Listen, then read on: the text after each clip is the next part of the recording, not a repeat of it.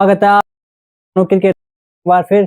और क्या बटलर, अश्विन, चहल इतने बड़े प्लेयर राजस्थान रॉयल्स ने छोड़ दिए हैं, तो क्या इनके बिना कैसी लग रही है टीम, इसके बारे में हम आज जानेंगे। तो चलिए शुरुआत करते हैं वीडियो की। तो यहाँ पे जो उन्होंने रिटर्न प्लेयर करे, अब जो उनके रिटर्न लिस्ट में थे तो वहां पे चौंकाने वाले नाम थे। जो माना जा रहा था तो संजू सैमसन का तो पक्का था, वहां पे जायसवाल का भी सही था, पर सिमरन हिटमायर जैसे आपके नीचे संदीप शर्मा का भी वहां पे माना जा रहा था, क्योंकि अनकैप 4 करोड़ में मिल जा रहे थे। और स्विंग गेंदबाज आपको 4 करोड़ में मिल जाए तो और चाहिए क्या। तो वहां पे संदीप शर्मा का भी सही था, पर जो वहां पे ध्रुव जुरेल का थोड़ा नाम उसमें आया था। तो ध्रुव जुरेल एक अच्छी बाई है, बहुत अच्छी बाई है राजस्थान के लिए, बहुत अच्छी बाई है। पर क्या वहां पे जॉस बटलर के लिए पैसे रखे जा सकते थे, क्योंकि जॉस बटलर इतना बड़ा नाम, फिर आपके वर्ल्ड चैंपियनशिप में भी जब वो वर्ल्ड विजेता भी हैं, तो बड़े प्लेयर है, तो एक ब्रांड लेके आते हैं। बटलर क्या लेके आते हैं, एक ब्रांड लेके आते हैं और परफॉर्मेंस भी करते हैं। जिस दिन बटलर चलते हैं तो फिर उनका ही दिन रहता है वहां पे। बटलर का ऐसा है कि जहां पे वो खेल गए तो वो लंबी पारी खेलते हैं, 100 मारेंगे। पिछले साल भी उन्होंने 200 मारे थे, हालांकि सीजन बटलर के हिसाब से वो नहीं रहा था कि जो बटलर के हिसाब से रहता है, पर फिर भी उन्होंने वहां पे भी 200 उन्होंने वहां पे भी बनाए थे। तो बटलर उन्होंने रखे नहीं। साथ ही वहां पे जब उन्होंने वहां पे जो रखे थे तो वो ध्रुव जुरेल, अब ध्रुव जुरेल का 14 करोड़ में रखे। अब बटलर ऑक्शन में आए थे, तो जब ऑक्शन में बटलर बिके तो वहां पे गुजरात टाइटंस में गए हो, तो गुजरात में गए तो गुजरात ने उनको 15 कुछ में लिया था। तो क्या 15 या 16 राजस्थान नहीं दे सकती थी बटलर को, दे सकती थी। और उन्होंने बटलर को, अब क्या इसमें था, या बटलर वहां पे नहीं रुकना चाहते थे, या फिर बटलर का ये था कि मैं ऑक्शन में एक बार देखूं ऑक्शन में कितना था। पर क्या वो बटलर के लिए कुछ पैसे रख सकते थे। तो एक सिमरन हिटमायर उनका एक रिटेशन सिमरन हिटमायर था। तो जो कुल प्लेयर करे थे उन्होंने रिटर्न करे थे, तो वो थे उनके 6 प्लेयर। अब 6 प्लेयर उनके रिटर्न थे, और सबसे कम पैसे जो इस ऑक्शन में लेके आए थे वो लेके आए थे राजस्थान रॉयल्स। उन्होंने ऑक्शन के लिए मात्र जो रखे थे 41 करोड़ रुपए रखे थे, 41 रखे थे। और जो सबसे बड़ा पर्स था वो मैंने आपको बता दिया है इससे पहले वाली वीडियो में, पंजाब किंग्स के बारे में। तो आपने अगर वो वीडियो नहीं देखी तो आप प्लीज उसको चेकआउट कीजिए, क्योंकि उनका सबसे बड़ा पर्स था। तो वो उस वीडियो में आपको मिल जाएगा कितना पर्स था। और साथ ही उन्होंने जब वो ऑक्शन में उतरे थे राजस्थान रॉयल्स, तो क्योंकि वहां पे जो कोच थे, तो कोच पहले कोई और थे, अब वहां पे जो कोच आ गए हैं, तो वहां पे कोच है राहुल द्रविड़, जो ये इंडिया के लिए जिन्होंने अभी T20 वर्ल्ड कप जीता है, T20 वर्ल्ड कप जीता है, वहां पे वो कोचिंग कर चुके हैं। तो ये एक अच्छे नाम और एक राजस्थान के लिए बहुत अच्छी वो है कि वहां पे राजस्थान रॉयल्स में राहुल द्रविड़ सर मिल चुके हैं, तो वहां पे उनके लिए एक सही है। फिर उन्होंने अपने कोर को नहीं जाने दिया, संजू सैमसन उन्होंने रख दिया था, रिटेन में रख दिया था। साथ ही उन्होंने ये जायसवाल रिटेन में रख दिया था। तो ओपनिंग उनका और 3 नंबर 3 पे संजू हो सकते हैं, दोनों ओपनिंग कर सकते हैं, पर मेरे हिसाब से संजू 3 होंगे। तो ओपनिंग में वो जायसवाल रख दिया था उन्होंने, एक रिटेन में ही रख दिया था। नीचे उन्होंने मिडिल ऑर्डर अपना तैयार कर दिया था। 5 नंबर उन्होंने सिमरन या 6 ध्रुव जुरेल को कर दिया था। तो उन्होंने अपना जो बना दिया, और 4 नंबर भी उनका स्लॉट पक्का था। तो उनको जो खरीदने में जाना था, तो खरीदने में जाना था उनको एक स्पिनर के लिए, एक जाना था फास्ट बॉलर के लिए, और एक उनको चाहिए था ओपनर चाहिए था एक, क्योंकि वहां पे बॉलर को उन्होंने जाने दिया था, तो ओपनर को लाना था। बाकी उनके 3, 4, 5, 6 नंबर ये स्लॉट उनके पूरे भर चुके थे, पूरे उन्होंने पहले ही रिटर्न प्लेयर में ये स्लॉट अपने भरे थे, और अच्छे खिलाड़ी भरे थे। जो कोर के साथ पहले चल रहे थे, 11 में खेल रहे थे, वही उन्होंने रखे थे। तो देखते हैं इस ऑक्शन में उन्होंने क्या लिया है, तो इसके बारे में बात करते हैं। थोड़ा सा इसमें प्रकाश डालते हैं। तो इसमें जो उन्होंने लिए, तो पहला प्लेयर जो उनका था, सबसे जो महंगा बाई था उनका इस ऑक्शन का, तो वो था 12.50 लाख रुपए, 12 करोड़ और 50 लाख रुपए में लिया था। तो वो थे उनके जोफ्रा आर्चर। अब जोफ्रा आर्चर इंग्लैंड से आते, पर इनकी जो सबसे बड़ी फिटनेस है, क्योंकि ये फिट रह पाएंगे या पूरे मैच खेल पाएंगे, या इस ऑक्शन में आते हैं, ऑक्शन में तो आए थे, पर इस बार खेलने आते हैं या अगले साल आते हैं, तो इनका भी कोई देखने का वो नहीं है कि ये पूरे मैच खेले या नहीं खेले। तो जोफ्रा आर्चर पे जो इन्होंने खर्च किया था, क्योंकि इससे पहले मुंबई ने भी किया था, तो जोफ्रा से उनको कुछ नहीं मिला। उन्होंने भी सोचा था कि जोफ्रा के साथ हम वहां पे जोफ्रा के साथ बुमराह रहेंगे, बुमराह के साथ जोफ्रा रहेंगे, तो एक उन्होंने अच्छी जोड़ी बनाई थी, फास्ट बॉलिंग में अच्छी जोड़ी बनाई थी। तो इनके पास थे फास्ट बॉलर में एक बहुत ही अच्छे गेंदबाज, जो आपके पावर प्ले में हमेशा विकेट लेते हैं और पहले ओवर में विकेट लेते हैं, वो है ट्रेंट बोल्ट। अब ट्रेंट बोल्ट को इन्होंने रिलीज कर दिया था, तो ये गए इस ऑक्शन में जोफ्रा आर्चर के पीछे। तो ये भी अच्छी बाई है, ये नहीं बोलेंगे खराब बाई है, बाई अच्छी है और पैसे के हिसाब से सही है। पर क्या इनकी फिटनेस, सवाल वहीं पे आ जाता है फिटनेस की।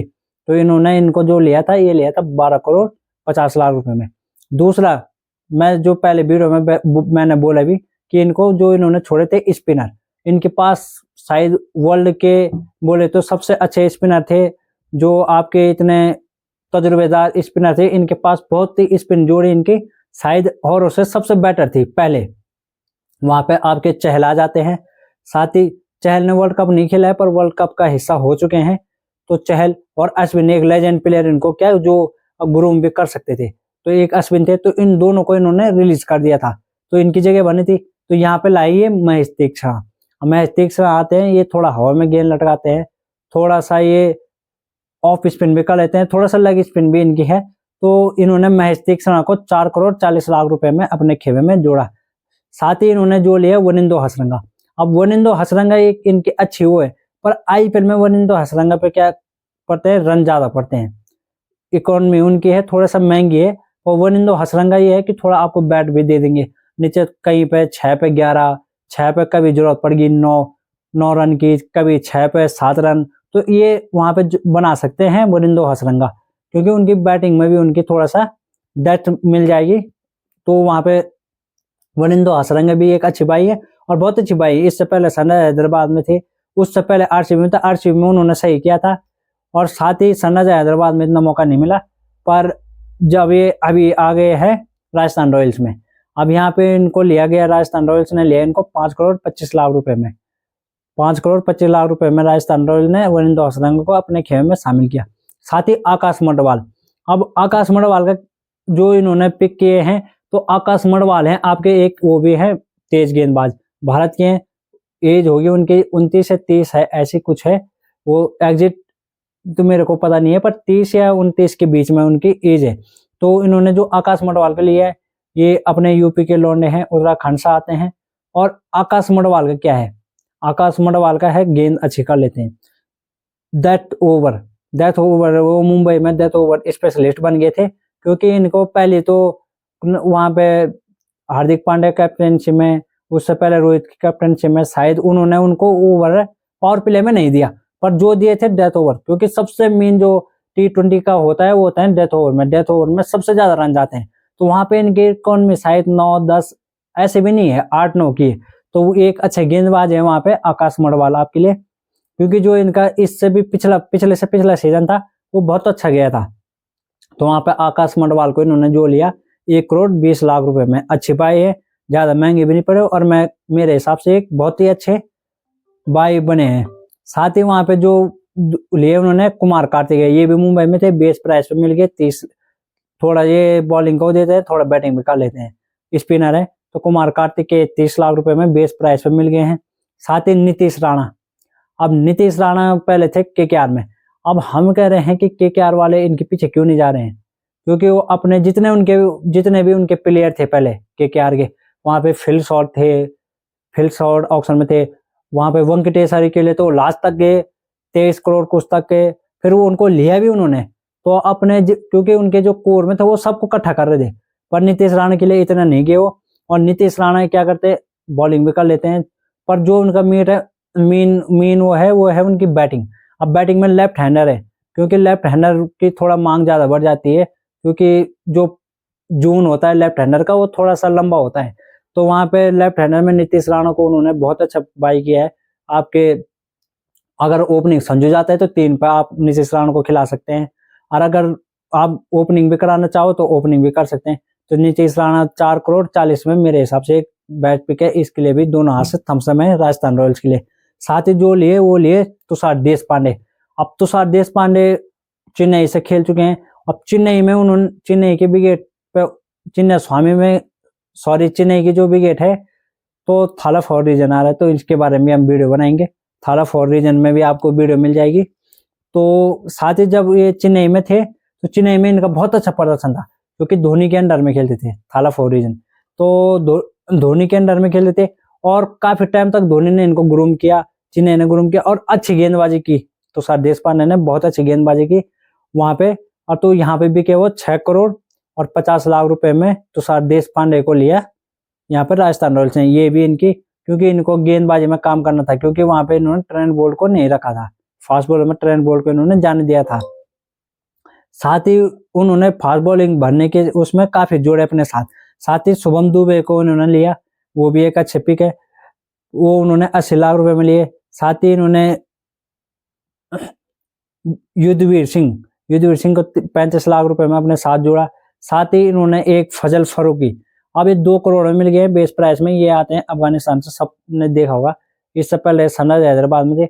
पर ये भी आपके क्या कर सकते हैं, ये भी पावर प्ले की गेंदबाजी आगे कर सकते हैं। तो सर देशपांडे तो आपके डेथ ओवर भी कर लेंगे, आकाश मंडवाल भी कर लेंगे, और जो ये आपके फजल फरूकी है, तो ये आपके आगे से विकेट चटका के लेते हैं, जैसे ट्रेंट बोल्ट थे। खैर ट्रेंट बोल्ट का तो अलग ही वो था कद, पर फजल फरूकी की भी सेम और मान सकते हैं आप। ये इन्होंने बेस प्राइस पर 2 करोड़ में अपने साथ जोड़ा। साथ ही वैभव सूर्यवंशी, अब वैभव सूर्यवंशी कौन है, क्या है, इसके बारे में मैंने एक वीडियो डाली है। आपने अगर अभी तक वो वीडियो नहीं देखी है तो आप जरूर उस वीडियो को देखिए, उसमें वैभव सूर्यवंशी के बारे में मैंने पूरी चर्चा की है। तो वैभव सूर्यवंशी आते हैं आपके बिहार से, बिहारी लड़का है, बिहारी बाबू है, और ये 13 साल के बच्चे हैं, मैंने उसमें बात की है। और ये लिए इन्होंने 1 करोड़ 10 लाख रुपए में अपने साथ जोड़ा। अच्छी पिक है। अब देखते हैं ऊपर इनके लिए जगह बनती है या नहीं बनती है। वहां पे नीतीश राणा या ओपनिंग में कोई अगर सही नहीं करे तो वहां पे इनको जगह मिल सकती है।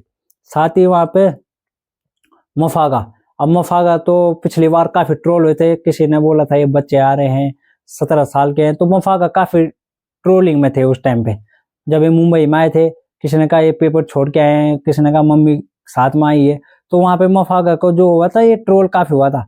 तो मफागे भी एक अच्छे गेंदबाज हैं, पर इन्होंने आईपीएल में कुछ उनका खास प्रदर्शन नहीं रहा था, क्योंकि मुंबई इंडियन ने उनको कम ही मैच खिलाए थे, और जितने खिलाए थे उसमें ये अच्छे उन पर रन सही पड़े थे, काफी रन दिए थे इन्होंने, खर्चे ज्यादा थे, तो इसलिए मफागा इस सीजन में थोड़ा कम में बिके। तो मफागा बिके यहाँ पे 1 करोड़ और 50 लाख रुपए में राजस्थान रॉयल ने अपने साथ जोड़ा।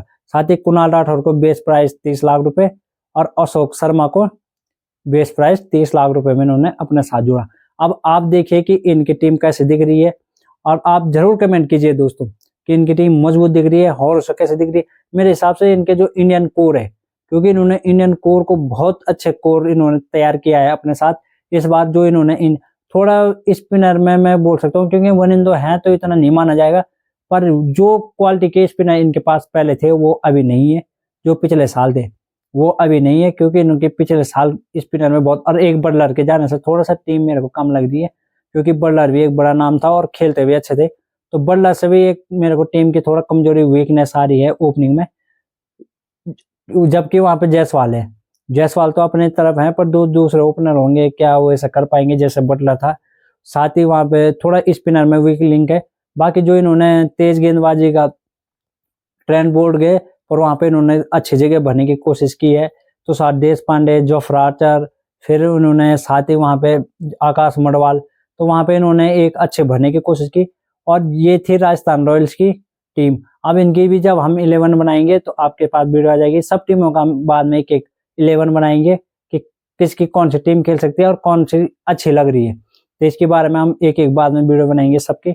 अभी के लिए मेरे पास इतना ही है। चैनल को प्लीज लाइक एंड सब्सक्राइब जरूर करो दोस्तों। आप ये फैमिली जो हमारी छोटी सी बन रही है, इसको बड़ा करने की कोशिश कीजिए। अभी के लिए इतना ही है, धन्यवाद।